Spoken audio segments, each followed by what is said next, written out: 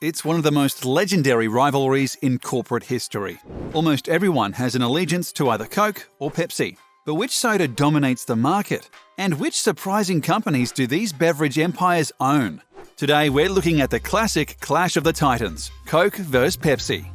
PepsiCo and Coca-Cola are by far the two biggest non-alcoholic beverage manufacturers on the planet. Over the past few decades, they have gobbled up hundreds of smaller companies, and neither one is showing any signs of slowing down. But regardless of your preference, Pepsi is the clear winner when it comes to revenues. PepsiCo reported $64.7 billion in revenues for 2018, while Coca-Cola's revenues were less than half of that at $31.9 billion. However, the difference was not always as obvious. Between 2016 and 2018, PepsiCo's revenue has grown from $62.8 billion to $64.7 billion, a growth of 3%. In comparison, Coca-Cola's revenue has decreased from $41.9 billion to $31.9 billion, a decline of 24%.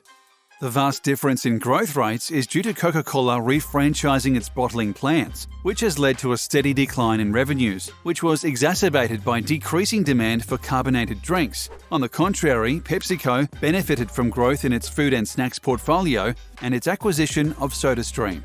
But revenues are not the full story. Pepsi has a total of $190 billion valuation, closing in on Coke's $212 billion market value. And many people believe that the lockdown is affecting these numbers. Coke has been underperforming Pepsi since the pandemic occurred in March. This performance divide has been widening throughout the year, and it appears that this course is poised to continue.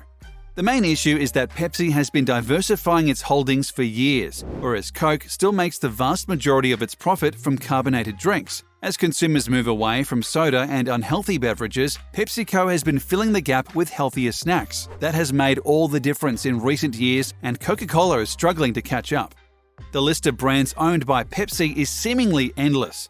They own Aquafina, Cheetos, Aunt Jemima, Cap'n Crunch, Mountain Dew, Doritos, Fritos, Gatorade, Izzy, Life Water, Quaker, Rice-A-Roni, Sierra Mist, Sobe, Sun Chips, Tropicana, Tostitos, Mug Root Beer, and hundreds of other labels both large and small.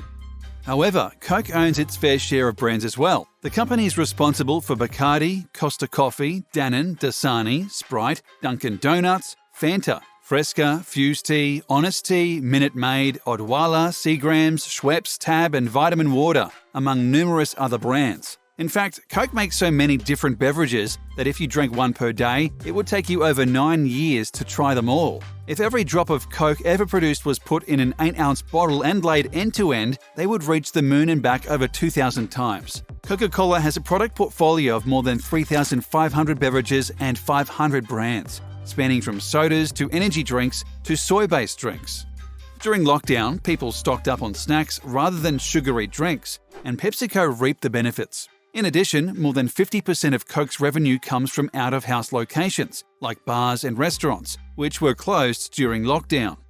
According to Pepsi's vice president, you saw a lot of stocking up on water and Gatorade and things like that. But there's real consumption changes, in particular in two areas. Number one is breakfast at home. People are eating more pancakes than those products. Second, people are working from home and they're tending to graze more during the day. So we have seen a real increase in snacking. As a result, the demand is sustaining. The beverage business is more challenging in that regard, as the away-from-home channels have either shut down or are quite limited.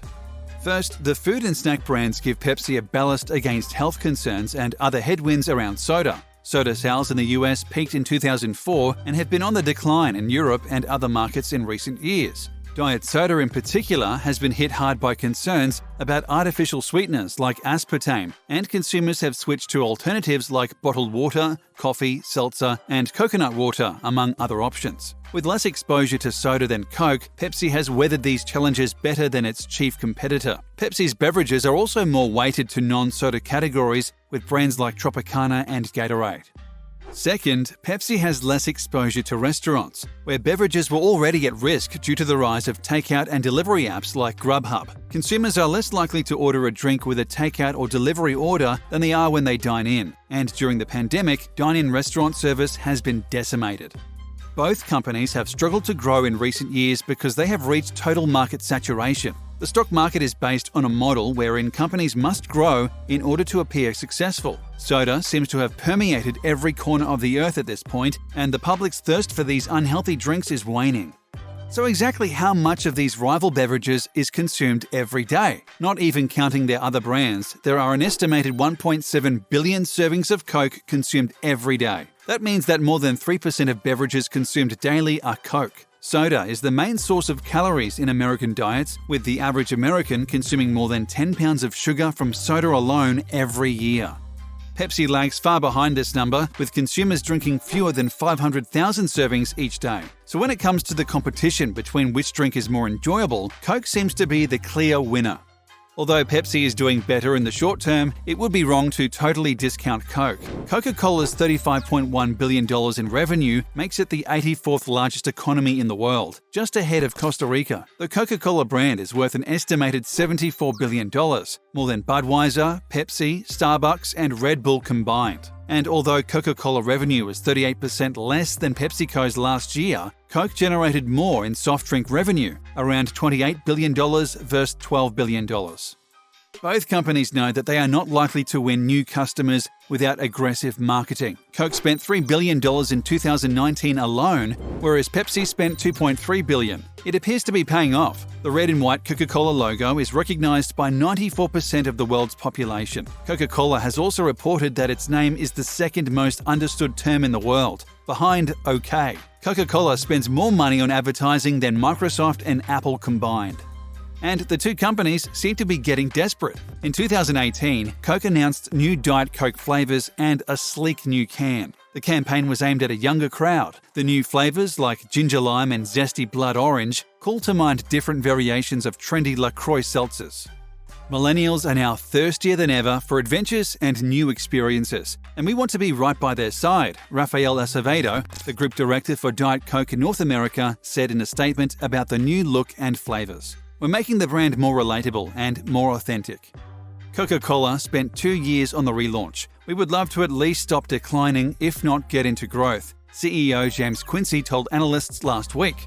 I'm not sure just the flavors and the packages will get us there, but it's certainly going to be a good step in the right direction. Pepsi tried to appeal to young customers in 2017 with a poorly received commercial featuring Kendall Jenner offering a soda to a police officer on a protest line. After a backlash, the company apologized and pulled the ad. Besides being a waste of money, the botched commercial may have inspired Pepsi to play it safe with the New Generations campaign, said Laurent Grandet, a beverage analyst with Credit Suisse who previously worked for PepsiCo. Many people are pressuring Pepsi and Coke to modernize and make their packaging easier to recycle or compost. Coke uses 300,000 tons of aluminum for its cans every year just for its US operations. That's equal to 17.4% of what the entire US aluminum industry produces. The majority of these cans will end up in landfills, wasting both money and valuable resources and spewing carbon into the atmosphere. But what is the history of these cola wars? The saga began in 1886, when John S. Pemberton developed the original recipe for Coke. The urban legend is true. Pemberton did use a coca leaf extract, which is derived from the coca plant. This is the same plant that can be processed into cocaine. Its early advertising claimed that the cola cured headaches and gave the consumer a slight buzz. It was described as a brain and nerve tonic. Pepsi arrived 7 years later in 1893. Its recipe contained a digestive enzyme called pepsin and cola nuts. Early Pepsi ads claimed that it cured indigestion and was healthful. Coca-Cola was already selling 1 million gallons per year by the time Pepsi came to be. In the early 1900s, when alcoholism started to emerge as a serious problem in the US, and various social groups began demanding a ban on alcoholic beverages, Coca-Cola decided to side with the anti-alcohol lobby. Consequently, in 1903, Coca-Cola removed cocaine from its formula, substituting it with caffeine. It then positioned itself as the great national temperance beverage. The actual war between Coke and Pepsi started from the year 1901, when Pepsi started to hit massive sales and Coke sales started to tank.